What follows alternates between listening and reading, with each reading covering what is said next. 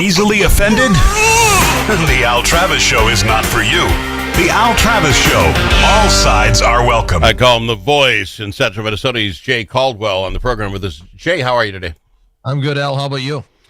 I'm good. I really love the NBA Finals. I mean, you're going to pick two small-town teams, right, and that I'm sure the NBA wasn't thrilled with, but two teams that gave us everything we wanted in a 6-game series right up to the 7th. I was excited about yesterday's ball game. Your thoughts?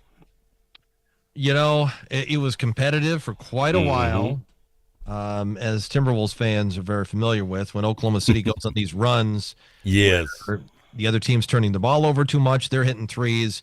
It's tough to reverse that. I think they had a run where they made 3 straight threes to go up by 9. Yeah. And at that point, it was looking really tough for Indiana to come back because they just didn't have the firepower that they lost when Halliburton went out with the injury. So, well, let's talk about that. So this is where we're at. You're excited about Game 7. You know, obviously Pacers have proven they can beat, the Thunder. And they're playing back and forth, 7 minutes, 43 seconds, whatever it was, and Halliburton goes down.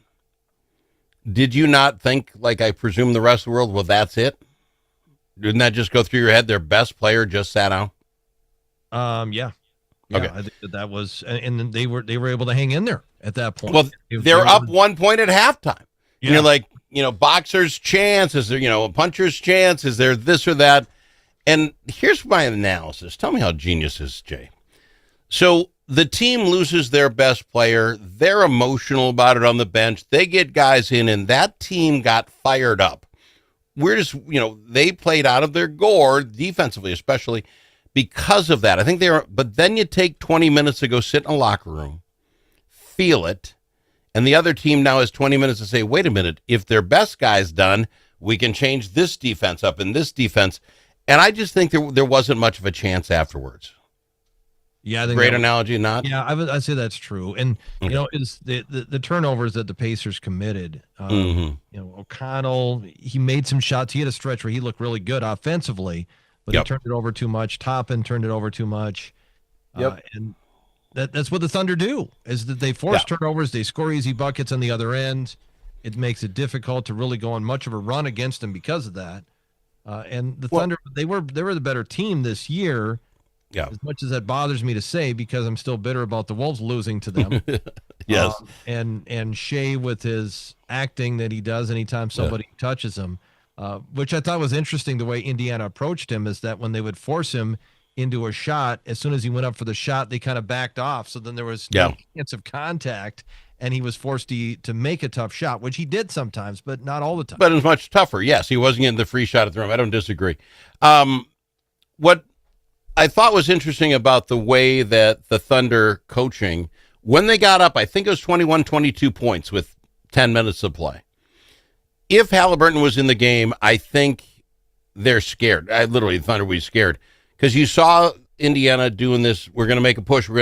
But what I loved about the Thunder is when they lost the 22-point lead in these games where they do that, they try to stay to their game plan. They're going to run back and forth. Well, you miss a couple, 3 shots, and all of a sudden these other teams come back. When they got the ball, they took their time and realized that if they just scored a couple of buckets in the last 9 minutes, the other team has to score at 100% rate. I think they learned something with how to play with a lead, because I thought they were pretty much in control. I didn't really feel they're coming back. Yeah, I agree with that too. I mean, it did feel like that. And, if you're the Thunder, you see that, Halliburton, pops his Achilles. Yeah. They had to have thought that they're in great shape to win this thing. We'll never know how things may have or may not have been different if Halliburton didn't get hurt, because he was playing good. I mean, he made a couple of really long threes that gave Indiana a spark early in that game. So, all right. Interesting question. I don't know how much you follow ESPN, but ESPN, the Smith guy was talking to SGA right after the game and saying, do you think this is a dynasty? Because these are young Buck kids. I mean, these are really young. This is a very young team who just went to the promised land. So he was talking to them about that. I thought that was interesting. ESPN came out today with their power rankings for next year. Jay Caldwell, who's the number 1 team in the league for next year? It has to be. It's not OKC? No, it is. It is. But Okay. so that works for me. I got no problem with that. Who's number 2, Jay? Huh. I know I'm quizzing you on the show. Yeah, boy, that's interesting. I mean, maybe it's Boston. How about Minnesota? The Wolves are really number 2. Okay. See, I said, what are they smoking at ESPN? We don't even know if we have Randall, Reed, or Walker back. Then they put in the Nuggets. Then Cleveland, who didn't even clear their own side, drives me crazy. And now Houston is at 5 because of the KD trade. Maybe I could live with that. They have the Pacers at 6. They just had the run of a lifetime, these kids. How long does an Achilles last, Jay? It's going to cause them to miss a big portion of next year. Oh, it will. Okay. Well, then maybe that's why they dropped. That's going to impact him, assuming it's a ruptured Achilles. That's the same injury that Kirk Cousins had. Yep. Remember, it cost him the rest of that season and then was impactful for him for the next year. So I think that's probably going to be a problem for Indiana. All right, that might be why they moved down. But I'm saying that this team just took number 1 all the way to 7 games, and you're going to drop them to 6 the next day. Also, a little early, don't you think? Too soon? I think it's too soon. I mean, you're talking about it, so I guess it's mission accomplished. Well, I'm making fun of ESPN. What? Okay, good point. Thanks, Jay. Al fell into another one of ESPN's trap. Can't figure. Right. Okay. Your thoughts of KD going to Houston, though? Good for them, I think. Yeah, I would have loved him here. It would have been nice to have him here, but they gave up a lot. They gave up, Jalen Green as a good young player. They gave up a first-round pick, and then the second-round picks. I mean, 5 second-round picks is a little excessive. I don't know what you're going to do with that. Sometimes those guys don't even make your team. Yeah. Probably ammunition to make further trades, I guess, for the Suns, who are trying to go and revamp their team. I'm guessing they're gonna make even more moves going forward. But yeah, Houston does look like they would be one of the contenders in the Western Conference now. And they probably have 2 years, right? I think this is his 19th season, KD's. Wow. It's at some point you're going to see that fall off, and so I give him 2 years to figure out whether it's going to work or not. Last thing, and I don't want to be Mr. Negatrometer here, but we're getting close to the trade deadline for the Twins. Are you a buyer or a seller, Jay, knowing that you're selling the entire team as a team anyway? Yeah, I don't see how you could be a buyer. I don't. Oh, that's so sad. It is sad because there was a stretch where it was looking like they were going to make the playoffs, at least as a wild card team, and everybody in the division was looking good, and everybody in the division kind of nosedived. I mean, I understand Detroit didn't really as much, but the others did, and now you're probably looking at one team makes it, maybe a second team if somebody else gets hot.